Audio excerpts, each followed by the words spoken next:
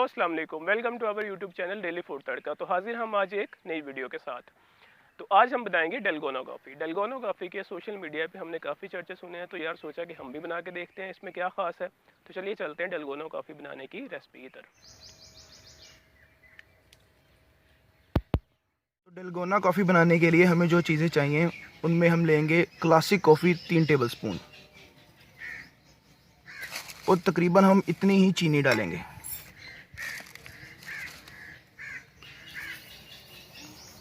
3 tablespoon हमारी sugar हो गई और हम डालेंगे गर्म पानी, हॉट वाटर डालेंगे।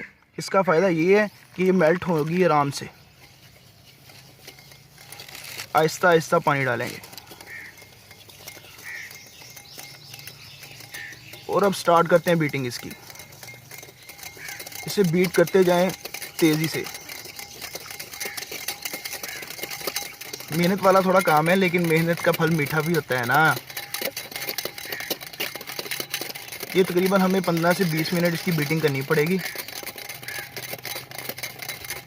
तो तकरीबन 10 मिनट हो गया मुझे इसे बीट करते हुए, और ये देखें अब चेंज होने लग गया है और इसने क्रीम की शक्ल इख्तियार करना स्टार्ट कर दिया है। अब 5 मिनट तकरीबन इसे और बीट करना है, टोटल 15 मिनट बीट करना है।